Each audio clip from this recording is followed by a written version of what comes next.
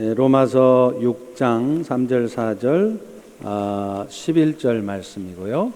제목은 그리스도와 연합된 자라는 제목입니다. 우리 길지 않으니까 같이 합독해서 한번 읽겠습니다. 시작. 무릇 그리스도 예수와 합하여 세례를 받은 우리는 그의 죽으심과 합하여 세례를 받은 줄을 알지 못하느냐. 그러므로 우리가 그의 죽으심과 합하여 세례를 받음으로 그와 함께 장사되었나니 이는 아버지의 영광으로 말미암아 그리스도를 죽은 자 가운데서 살리심과 같이 우리로 또한 새 생명 가운데서 행하게 하려 함이라. 이와 같이 너희도 너희 자신을 죄에 대하여는 죽은 자요 그리스도 예수 안에서 하나님께 대하여는 살아있는 자로 여길지어다. 아멘. 저희 아이들이 아주 어렸을 때 아이들을 데리고 수영장에 놀러를 간 적이 있습니다. 근데 저희 아이들은 물이 무서워서 수영을 할 줄을 몰랐어요. 그렇지만 다른 아이들이 물에서 수영을 하면서 노는 모습을 보면서 굉장히 부러워하는 거예요. 그래서 저는 결단을 했습니다. 제가 아이들을 목마를 태우고 제가 물속으로 들어가야 되겠다. 근데 처음에는 아빠가 붙잡고 있어도 아이는 물을 무서워했습니다. 그러나 조금 시간이 지나니까 자신을 붙들어주는 아빠가 있다는 사실에 안심하면서 놀기 시작하는 거예요. 그래서 마치 다른 사람들이 보면 우리 아이가 수영을 아주 잘하고 있는 것처럼, 그래서 수영 선수들의 폼을 흉내내면서 놀기도 했습니다. 그러나 사실 아이가 자유롭게 물 위에서 놀 수 있었던 것은 물 속에 있는 저 때문이었습니다. 제가 물 밑에서 숨을 참아가면서 때로는 물을 먹어가면서 그렇게 목마를 태우고 다녔기 때문에 가능한 일이었죠. 근데 여러분, 사실 이것이 그리스도와 하나가 된 성도들의 삶이라는 거예요. 오늘 여러분들은요, 여러분 스스로의 힘으로는 도무지 이 무섭기도 하고 악한 이 세상에서 아무런 염려도 없이 평강 가운데 그렇게 살아갈 수가 없습니다. 그래서 지금도요, 수많은 사람들이 돈이 많이 있냐 적게 있느냐의 문제가 아니에요. 건강하냐 건강하지 않느냐의 문제도 아니에요. 대부분의 사람들이 그런 것들과 상관없이 늘 이 세상을 열심히 살면서도 마음에는 항상 근심이 있고요, 두려움이 있고요, 평강이 없습니다. 그런데 오늘 그리스도인이 된 우리들은 이 악한 세상에서도 평강 가운데 기쁨을 잃지 않고 감사하면서 이 세상을 살아갈 수 있다는 거예요. 그 이유는 여러분들이 날 때부터 담대한 사람이고 여러분들이 실력과 또 의지가 강한 사람이어서가 아니라 여러분을 붙들고 계시는 예수님 때문입니다. 사람들 눈에는 잘 띄지 않아서 잘 모르겠지만, 심지어는 여러분 자신도 의식을 못하고 있을지 몰라도 여러분들을 목말 태우시고 이 죄악된 세상을 유유히 가르시는 그 예수님 덕분인 줄로 믿습니다. 사실 오늘 우리가 구원을 얻었다는 것은요, 죽은 다음에 천국 가는 것 정도가 아니에요. 사람들은 뭐 예수 믿고 구원 얻었다 그러면 예수님 때문에 천국 가는 거 나도 알아, 그 정도 생각을 하죠. 그런데요, 여러분이 지금 구원 얻은 자로 이 자리에 앉아 있는 것은 더 근본적인 이유가 있어요. 그것은 예수님 때문에 여러분이 그리스도와 여러분이 하나가 되어 있다는 거예요. 연합되어 있다는 거예요. 그래서 여러분, 예수님을 구원주로 영접을 하시잖아요. 그러면 그 순간 여러분은, 예수님과 여러분은 용접이 되는 거예요. Being welded. 그냥 예수님을 영접하는 게 아니라 영접하는 그 순간 여러분은 예수님과 용접이 되어서 딱 붙어버린다는 거예요. 기독교 강요를 쓴 존 칼빈도 그리스도의 연합은 예수가 바로 Savior, 구원주라는 유일한 증거다, 이렇게 말하고 있다는 겁니다. 사실 성경 안에는요, 여러분이 예수님 때문에 그리스도와 하나가 된, 연합된 자라는 말씀이 많이들 나와요. 바울 서신에 보면 가장 많이 나오는 말이 뭐냐면 그리스도 안에라는 말이에요. 그러니까 여러분들이 그리스도 안에 있다는 거예요. 그래서 바울 서신에 무려 이 단어가 164번이 나옵니다. 이것은 바로 여러분들이 그리스도와 연합되어 있다는 것을 표현하는 것입니다. 가장 직접적으로는요, 요한복음 15장 5절에 보면 여러분이 너무나 잘 아시는 말씀이 있어요. 나는 포도나무요 너희는 가지라. 그가 내 안에, 내가 그 안에 거하면 사람이 많이 열매를 맺나니. 여러분들이 예수님 안에 있는 것처럼 예수님 또한 영으로 여러분들 안에 있는 것, 이것이 바로 여러분들이 예수를 믿는 그 순간 그리스도와 함께 신비적으로 연합되어 있다는 것을 설명하는 말씀이라는 거예요. 오늘 본문에서는요, 그것을 연합됐다고 표현을 하지 않고 다른 표현을 쓰는데, 그게 뭐냐면 여러분이 그리스도와 합하여 세례받았다, 이렇게 말을 해요. 3절에 한번 다시 보실래요? 무릇 그리스도와 합하여 세례를 받은 여러분은. 자, 그런데 여기서 주의해야 될 게 있습니다. 여기서 말하는 이 세례라는 것은요, 물 세례를 말하는 것이 아니에요. 여러분, 누구든지 물 세례를 받기만 하면 모두가 예수 그리스도와 연합하게 된다고 하면, 정말로 진정한 믿음이 없는 사람도 어찌어찌 해서 그냥 물 세례만 받으면 구원을 얻고 그리스도와 연합된다고 이해를 하게 되는 거잖아요. 근데 그렇지 않다는 겁니다. 여러분이 물 세례를 받는 것은 그 물 세례 때문에 여러분의 구원이 확정되기 때문이 아니에요. 예수 믿는 믿음 없어도 물 세례만 받으면 여러분은 그리스도와 연합되는 것이기 때문이 아니란 말이에요. 이미 예수 그리스도를 구원주로 믿음으로 받아들인 사람이 나는 예수님을 구원주로 받아들여서 그리스도와 연합된 사람입니다 하는 것을 여러 회중 앞에서 나타내는 것일 뿐, 그 물세례 자체가 여러분의 구원을 확증시켜 주는 게 아니란 말이에요. 예수님은 정말로 영접했는데 그야말로 물세례를 받을 여유조차 없어서 만약에 여러분이 물세례를 받지 못하고 죽었다? 그럼 여러분 천국 못 갑니까? 아닙니다. 물세례 안 받으셨어도 진정한 믿음이 있으시면 여러분은 천국 가는 것이고 그리스도와 연합된다는 거예요. 따라서 오늘 본문에서 말하는 이 세례는 물세례를 말하는 게 아니라 성령으로 세례받는 걸 말해요. 고린도전서 12장 3절에도 이렇게 말합니다. 우리가 유대인이든 헬라인이든지 종이 됐든지 마스터, 주인이든지 다 한 성령으로 세례를 받았기 때문에 그리스도 안에 산몸이 되었다, 이렇게 말한다는 거예요. 결국 그리스도의 영이신 성령께서 여러분들로 하여금 그리스도와 한몸 되어 그리스도와 연합이 되게 하셨다는 것이고, 그것을 오늘 본문은 성령으로 세례받았다, 이렇게 표현을 하는 것입니다. 여러분, 사실 그렇잖아요. 세례라는 단어가 뭐예요? 세례가 영어로 뭐죠? baptize, 그죠? 근데 이 baptize라는 단어가 어디서 왔느냐면 헬라어 baptizo라는 단어에서 왔어요.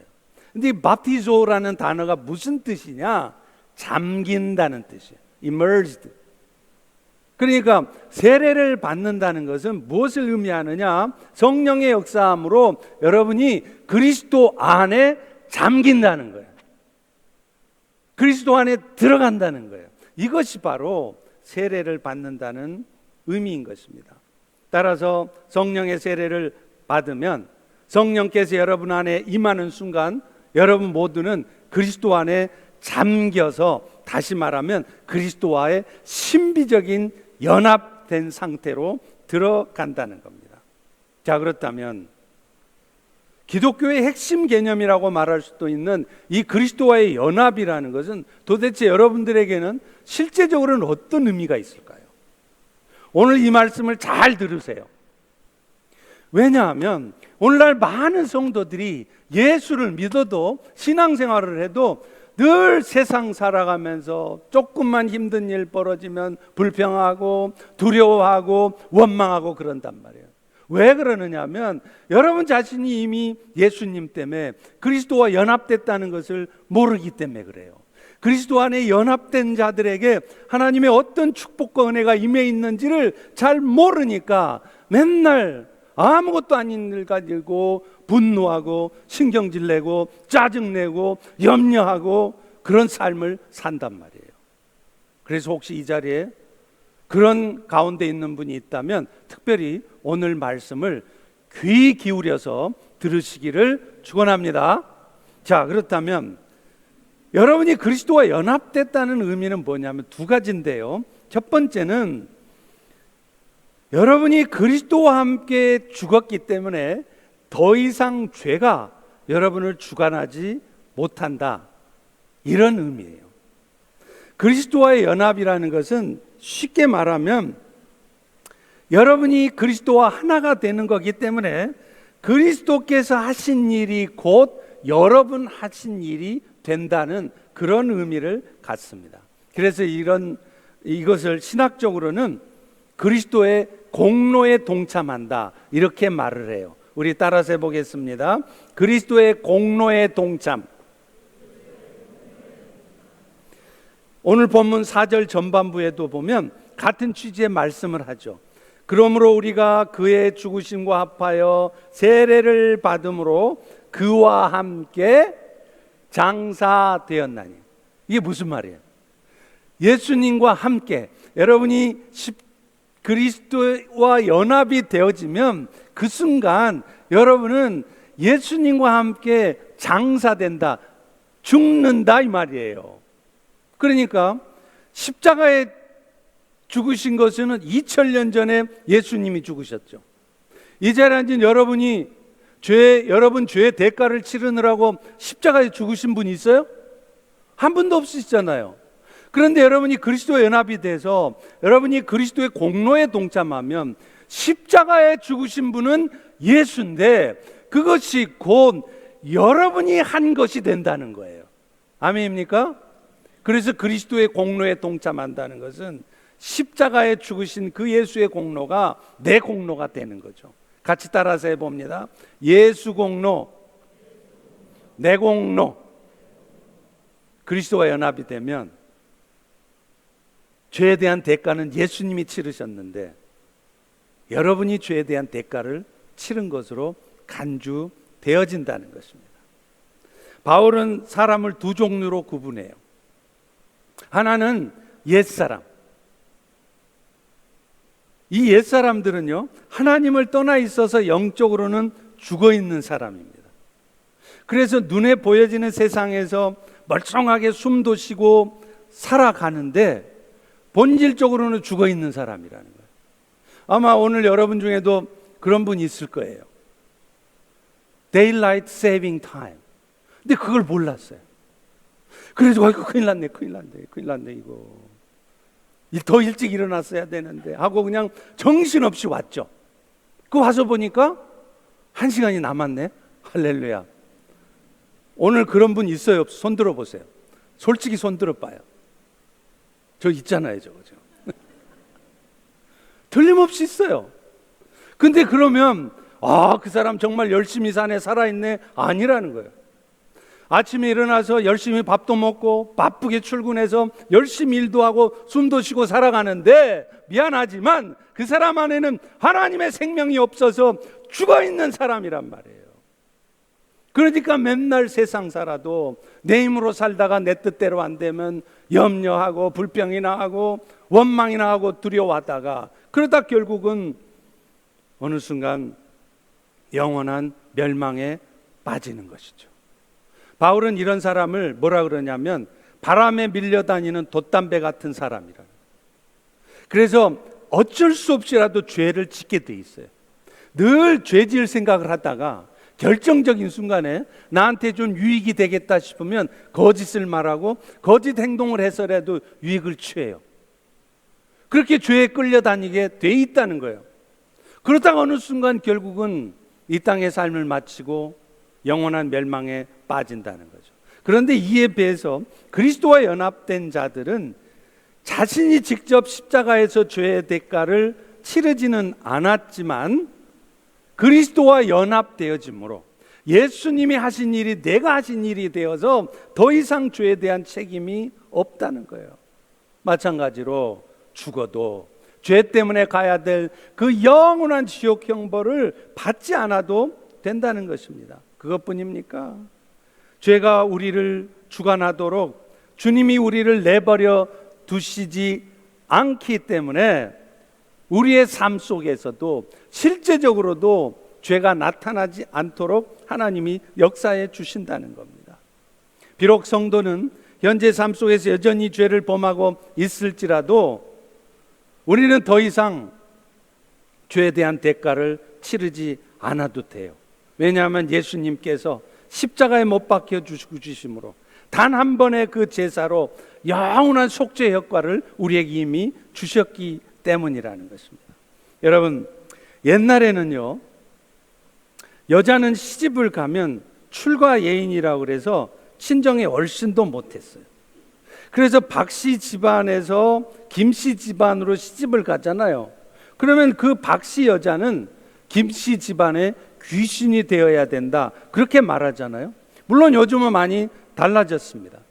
출가 외인은커녕 하도 친정에 자주 와서 이것저것 챙겨가니까 냉장고 열어가지고 아버지 보약, 엄마 보약 다 챙겨가니까 시집간 딸이 친정에 온다 그러면 엄마가 제일 먼저 하는 일이 냉장고 안에 남편 보약부터 치운대잖아요.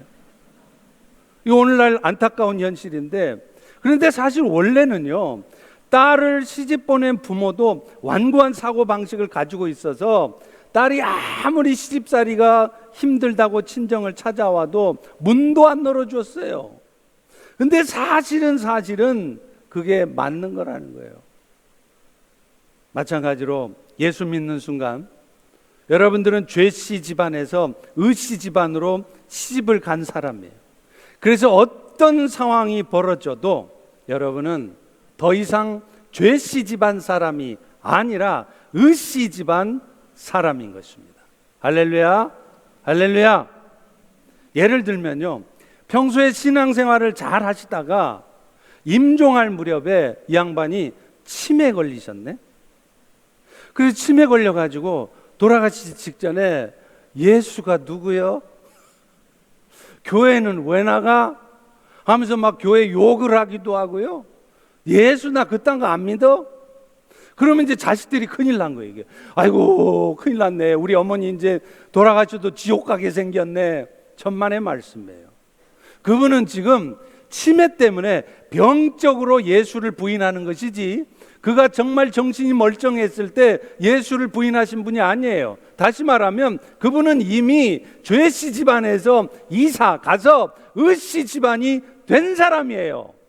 그러니까 치매 걸려서 예수를 부인해도 그분은 죽어도 영원한 천국을 가신다 이 말이에요. 하나님의 자녀가 되는 의씨 집안이 사람이 된 그분의 신분에는 변화가 없다는 것입니다. 사랑하는 성도 여러분, 아무리 큰 죄를 지었을지라도 죄를 이기지 못하는 은혜는 없습니다. 아무리 뿌리 깊은 죄, 아무리 세상 사람들이 포기한 죄를 할지라도요, 은혜는 승리해요. 십자가의 죽으심에 연합되어 있는 성도들을 여전히 죄 아래 묶어 놓을 수 있는 존재는 이 세상에는 없습니다. 그래서 고린도후서 3장 17절에도 말하잖아요. 주는 영이시니 주의 영이 계신 곳에는 자유함이 있느니라. 정말로 감사한 것은 오늘 우리 모두에게 이 은혜가 이미 임해 있다는 거예요. 이 은혜는요, 여러분의 모습과는 상관이 없습니다. 아무도 흔들 수 없는 축복입니다.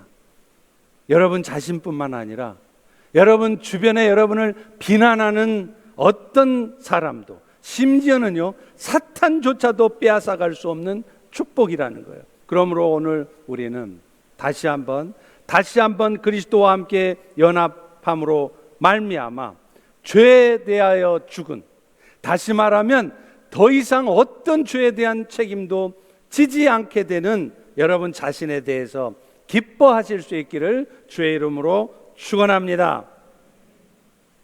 이처럼 죄에 대해서 죽었다는 의미는 죄에 대한 대가를 예수님이 치르셨기 때문에 더 이상 여러분은 죄의 권세, 사탄의 권세 아래 있지 않게 되었다는 의미예요. 자, 그런데 조심해야 될 게 있습니다. 그렇다면 우리는 더 이상 어떤 죄도 짓지 않게 되는가? 그건 아니라는 거예요. 단순히 죄로 말미암아 치러야 될 대가를 치르지 않게 되었다는 말이지, 실제로 여러분들이 죄로부터 완전히 자유로운 삶을 산다는 것은 아니에요. 왜 그렇습니까? 여러분 자신이 잘 경험하고 알잖아요. 분명히 그리스도와 연합이 되어 있어요. 그럼에도 불구하고 어느 순간 나도 모르게 죄악된 생각을 품고요, 또 나의 유익을 위해서, 나의 쾌락을 위해서 잘못된 행동을 하게 된다는 거예요. 사실 여러분 자신이 죄의 권세에서 벗어나 있는 존재라는 것을 확신하지 못하는 이유가 바로 여기 있습니다.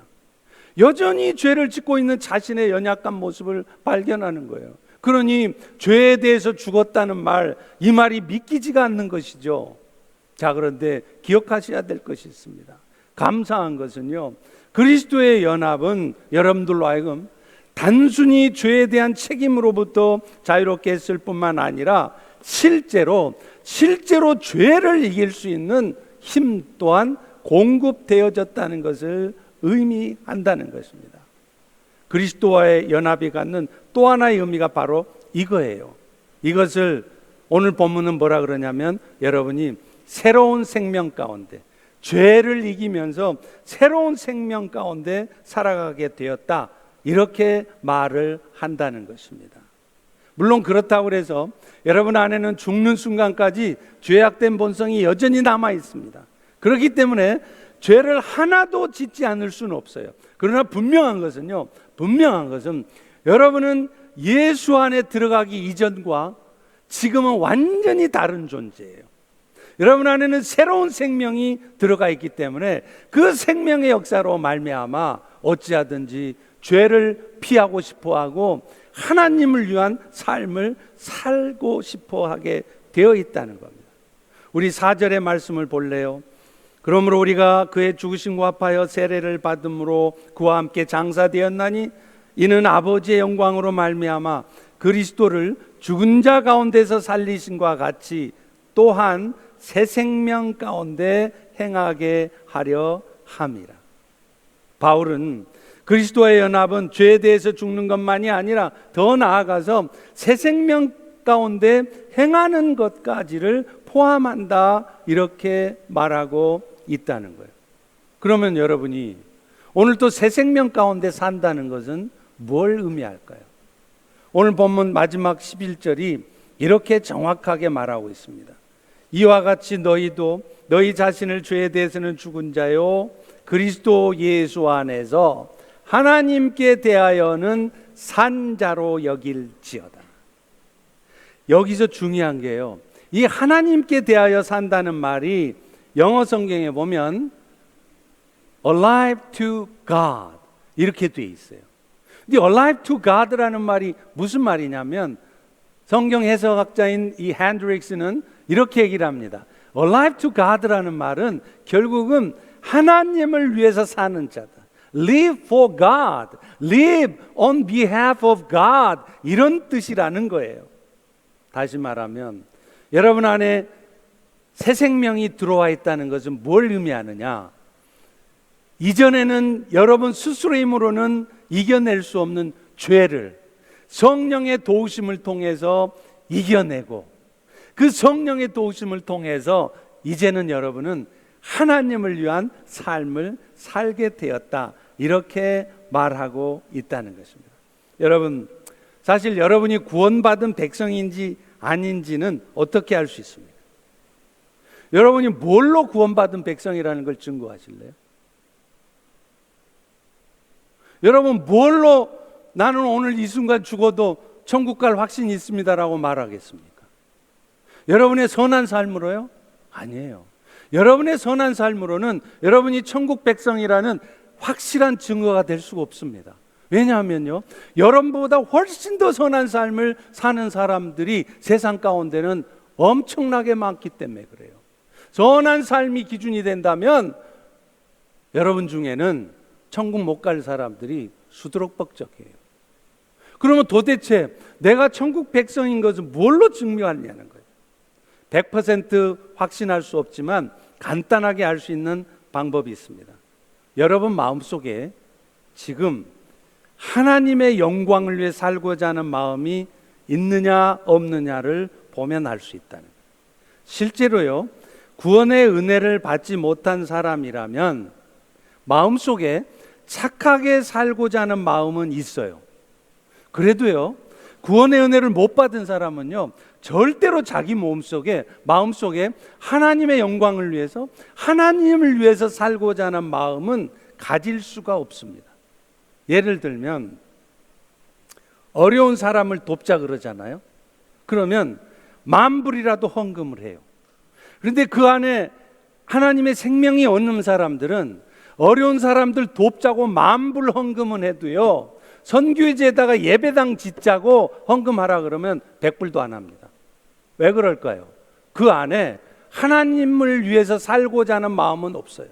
착하게 살아야 된다는 건 알아요. 그래서 착하게는 살고 싶어요. 그래서 만불 헌금도 해요. 그런데 하나님을 위해서 사는 것은 도저히 공감이 안 되는 거예요. 이유가 뭡니까? 그 안에 하나님의 생명이 없기 때문에 그래요. 구원 백성이 아니기 때문이라는 것입니다. 그렇다면 그리스도로 말미암아 새 생명으로 사는 자의 모습은 어떤 모습일까요? 사실은 사도 바울 자신이 새 생명으로 사는 자의 모습을 잘 보여주고 있습니다.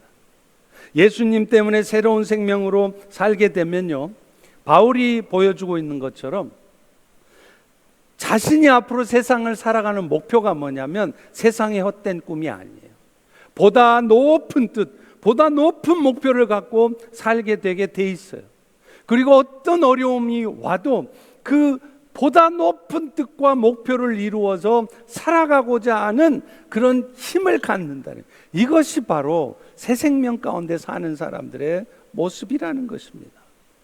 여러분, 지난번에 우리에게 많은 은혜 끼쳐주신, 부흥회 때 은혜 끼쳐준 고성준 목사님, 그 양반이 박사학위를 받은 분 아니에요? 무슨 LA에 있는 UC 얼바인인지 UC 무슨 버클리인지 버클리가 맞아요?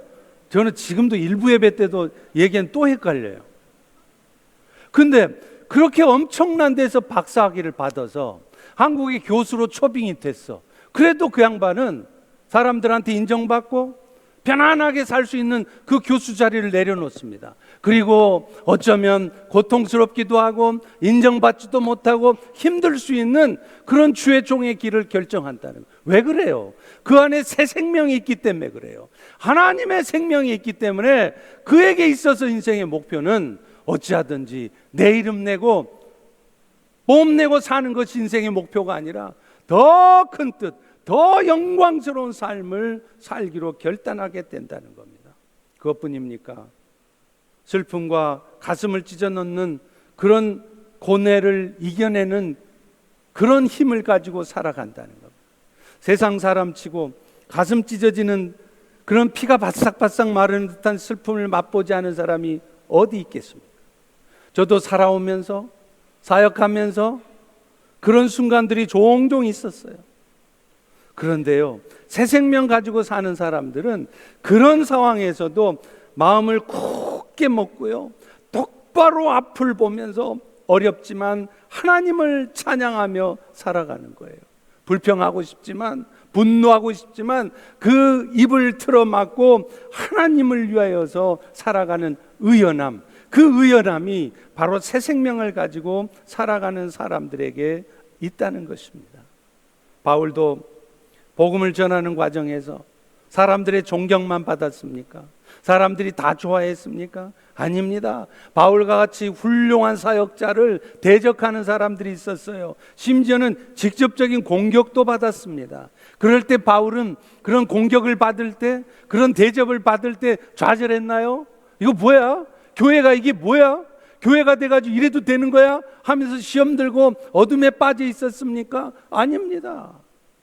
심지어는 바울은요, 자기를 돌로 치는 사람이 있어서 돌에 맞아서 거의 죽은 듯 쓰러져 있었어도 그 다음날 빨딱 일어나서 자기를 돌로 친 사람들이 있는 루스드라로 다시 돌아갔어요.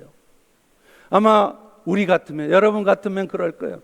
내 다시는 루스드라, 내 루스드라 쪽 얼굴도 안 돌린다, 그럴 거예요. 내 마음에 상처를 준 펠로십 교회, 나를 힘들게 했던 펠로십 교회, 내 이제 펠로십 떠나면 내 다시는 펠로십 얼굴도 안 볼 것이다. 아닙니다. 바울은 어떻게 했습니까? 자기를 돌로 쳐서 거의 죽게 만들었던 그 루스트라로 다시 들어갑니다. 왜요? 자기는 인정받고 사람들로부터 존중받는 것이 삶의 목표가 아니라 돌에 맞을지언정 그 영광스러운 하나님의 복음을 증거하는 것, 그것이 자신의 삶의 목표였기 때문이라는 거예요. 사랑하는 성도 여러분, 이것이 새 생명을 가진 자들의 모습이에요. 그럴 때 하나님은 바울에게 삼층천을, 그야말로 천국을 갔다 오는 경험을 하게 하지 않았습니까?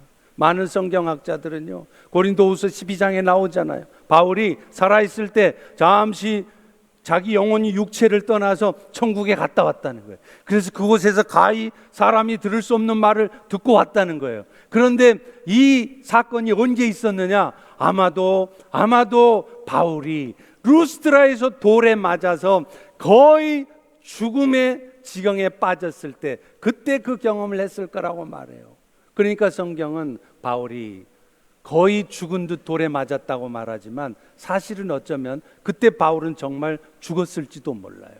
그때 하나님은 바울에게 천국을 보여주신 거예요.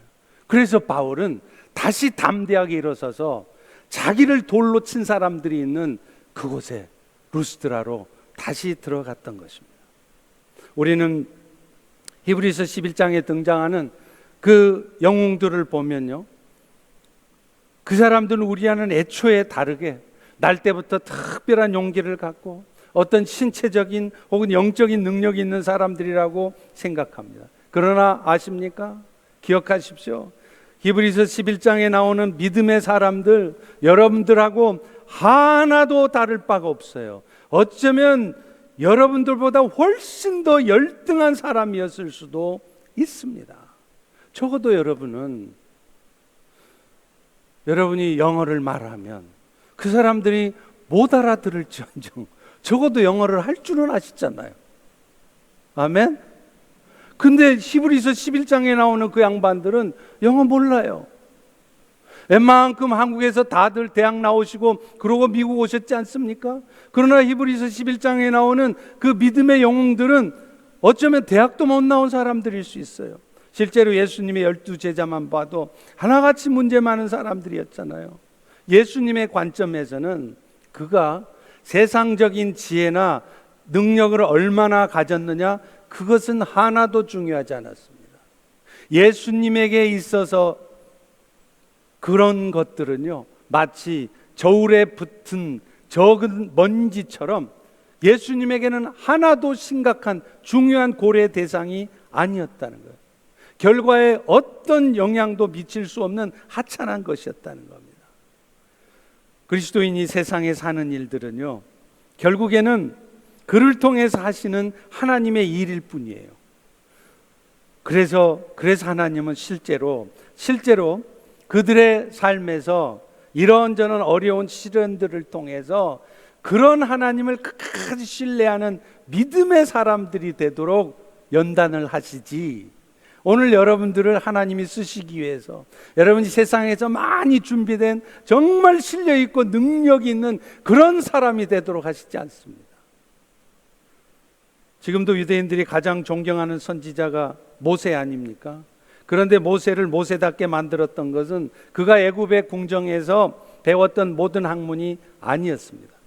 만약에 모세가 그런 애굽에서 40년 동안 배웠던 그 학문들을 가지고 이스라엘 백성들을 출애굽시킬 수 있었다면 그는요, 굳이 80살이 될 때까지 미디안 광야에서 또 다른 40년의 훈련을 받을 필요가 없었습니다. 그런데 왜 하나님은 이 모세에게 40년 애굽에서 모든 학문을 다 배운 그 실력 있는 모세를 또다시 40년 동안 광야에서 아무것도 할 수 없는 그 절박한 상황으로 몰고 가셨겠습니까? 모세로 하여금 어떤 상황에서도 철저히 하나님만을 신뢰하는 믿음의 사람이 되게 하시기 위한 것이었어요. 사실 오늘날 우리 중에는요, 단 몇 달만 원하는 대로 되지 않는 현실이 생겨도 금방 불평합니다. 하나님, 나에게는 왜 이렇게 힘든 일만 발생합니까? 나는 도대체 언제 내 인생이 풀려집니까? 그렇게 원망하고 계시는 분이 계실지 모르겠습니다. 그런데 기억하십시오. 모세는요, 몇 달이 아닙니다. 몇 년이 아닙니다. 40년 동안을 묵묵부답이셨던 하나님을 경험했어요. 그리고 40년이 지나고서 마침내 타도 꺼지지 않는 그 떨기나무 불꽃 가운데 하나님을 만난 이후로 비로소 하나님의 역사를 이루어갈 수 있었던 것입니다. 그래서 하나님은요, 오늘도 우리 모두의 삶에도 이런저런 일들을 겪게 하시는 이유가 거기에 있어요. 내 삶이 철저히 새 생명 가운데 거하고 그 하나님의 생명 가운데 살아가는 삶이 되도록 하기 위해서입니다. 내 삶에 새 생명이 아닌 옛 성품들, 옛 생각들, 옛날의 삶의 방식, 그런 태도를 버리고 이제는 절대로 꺼내놓을 수 없는 그리스도의 사랑을 확신하는 가운데 인내하면서 너그러운 마음으로 포용하면서 주의 나라를 위한 삶을 결단하시려는 것입니다. 우리가 너무나도 잘 알고 있으면서도 잘 믿지 못하고 또 믿지 못하기 때문에 지키지 못하는 말씀이 있어요. 아마 여러분 다 잘 아실 거예요. 마태복음 6장 33절입니다. 먼저 하나님의 나라와 의를 구하라. 그리하면 이 모든 것을 너희에게 더하시리라. 그런데 우리는요, 이 말씀 너무나 잘 알고 있습니다. 맨날 외우지 않습니까? 그런데도 막상 삶의 어떤 정황에서는 이 말씀대로 살지 않아요. 거꾸로 살아요. 하나님, 제 건강이 이 모양입니다. 하나님, 제가 먹고 살기가 힘들어졌습니다. 하나님, 제가 직장에서 쫓겨났습니다. 이런 상황에서 제가 뭘 하겠습니까? 이렇게 말한다는 거예요. 그런데 하나님 뭐라고 말씀하십니까? 먼저 먹을 것, 마실 것, 입을 것 하나님이 챙겨주실 것을 믿기에 나는 어찌하든지 오늘 또 하나님 나라를 위해서 살겠습니다.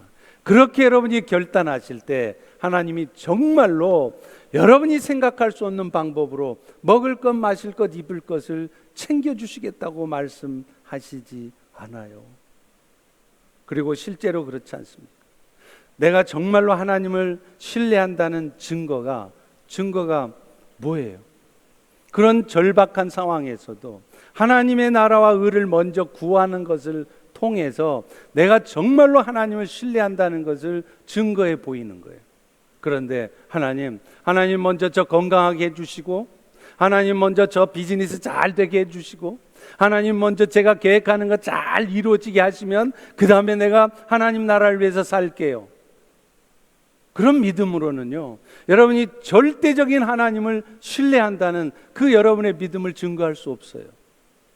어려운 형편이지만, 건강도 좋지 않지만, 살기 힘들어도 하나님께서 내 삶을 책임지시는 것을 믿기 때문에 내가 정말 누리고 싶은 거 포기하기도 하고, 내가 정말 맛보고 싶은 그 쾌락을 내려놓기도 하고, 하나님의 나라를 위해서 내가 헌신하겠습니다 하고 내 시간을 내어놓고 내 물질을 내어놓고 내 재능을 사용할 때, 그때 하나님이 여러분의 먹을 것, 마실 것, 입을 것을 책임지신다는 것을 보여주시는 것입니다.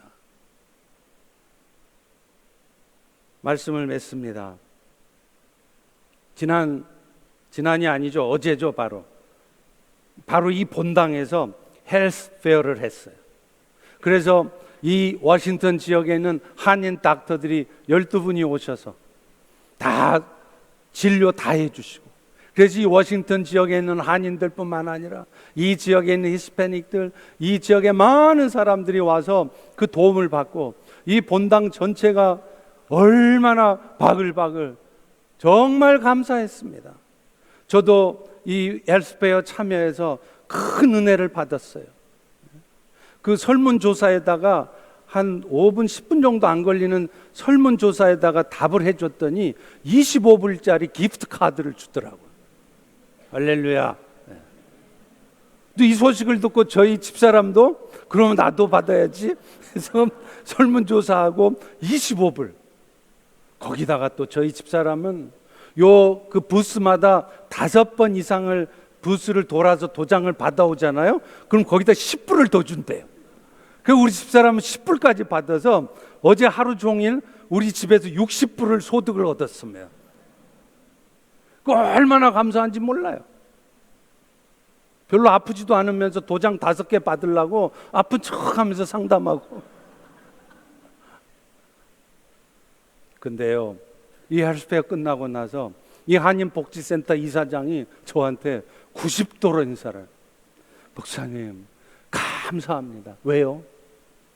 본당을 다 비워주셔가지고 지금까지 헬스페어를 한 것 중에 이렇게 성황리에 잘 헬스페어를 한 적이 없대요. 너무 교회 감사하대요. 그래서 제가 그분한테 그랬습니다. 아닙니다, 제가 더 감사합니다. 아니 25불 받아서 그런 거 아니에요. 그걸 증명하기 위해서 오늘 그 카페 이든이 개업을 하잖아요. 제가 25불까지 커피를 내겠습니다. 마시고 싶은 사람 오세요. 제가 사드릴게요. 그것 때문에 제가 감사한 게 아니고, 교회가 존재하는 이유가 뭡니까? 이 지역에 그리스도의 사랑을 나타내는 것이 교회가 있는 이유 아니에요? 그래서 우리가 이 지역 사람들을 다 모아가지고 진료를 해줘도 될까 말까 한 판인데, 우리들은 힘을 쓰지도 않았는데 복지센터에서 이 지역 사람들한테 홍보 다 해서 다 많은 사람들이 오고 닥터들 다 와서 그 일을 하게 했으니 그게 얼마나 감사한 일이에요. 제가 머리 숙여 감사해야 될 일이죠. 제가 그거 보면서 너무 감사했어요. 쪼르란히 앉아있는 닥터분들, 그분들은 토요일 날 쉬고 싶지 않겠습니까? 틀림없이 돈 받고 온 사람들 아닐 거예요. 토요일 날 쉬고 싶은데도 앉아서 우리 한인들을 위해서, 이 지역에 보험도 없어서 고통받고 있는 사람들을 돕고 싶어서 앉아있는 그 모습을 보면서 제가 얼마나 감사했는지 몰라요. 또 이 일을 위해서 봉사자들이 80명이 왔습니다. 이 지역에 있는 중고등부 아이들 또 청년들 와서 돕는 모습을 보면서 얼마나 감사했는지 몰라요. 여러분, 이것이 바로 새 생명 가운데 사는 사람들의 모습이 아니겠습니까? 저희 교회도 이제 이번 토요일에도 도시빈민 선교를 하잖아요. 이 지역의 신분 문제도 해결이 안 돼 있고 먹을 것도 없고 보험도 없어서 힘들게 살아가는 그들에게 우리의 것을 나누는 그 일을 하고 있지 않습니까? 그것을 위해서 어느 가정은요, 매 금요일 날 저녁에 와서 주방에서 하루 종일 그 닭국을 끓이고 그 다음날 그걸 봉사하려고. 여러분, 이것이 새 생명을 가진 자의 삶의 모습 아니에요? 여러분, 오이코스마다 우리 선교사를 후원하고 있잖아요. 그러면 우리는 이렇게 편하게 살아가지만 지금도 레바논에서 폭격이 이루어지고 있는 그 레바논에서 생명을 담보하고 있는 선교사들에게, 선교사님 힘내세요, 저희가 기도하고 있습니다, 감사 카드를 쓰고 선물을 보내는 것, 이것이 새 생명 가운데 사는 사람들의 모습이 아니겠습니까? 사랑하는 성도 여러분, 오늘도 내 먹고 살 일 책임지면서 어떻게 하든 먹을 것, 마실 것, 입을 것, 나의 육신의 욕망을 채우기 위해서 그렇게 삶을 낭비하는 것이 아니라 나에게 그 영원한 생명의 은혜 주신 그분의 은혜가 감사해서 오늘도 나의 물질을 내겠습니다. 나의 시간을 드리겠습니다. 나의 재능을 그 하나님 나라를 위해서 사용하겠습니다. 그것이 새 생명을 가진 자의 삶인 줄로 믿습니다. 머리로만, 입술로만이 아니라 실제적으로 이렇게 구체적인 결단을 하고 살아갈 때 하나님께서도 여러분들로 하여금 진정 그리스도와 연합한 자의 삶이 어떤 삶인지를 세상 가운데 나타나게 하실 줄로 믿습니다. 이 시간에 우리 같이 성찬을 같이 진행을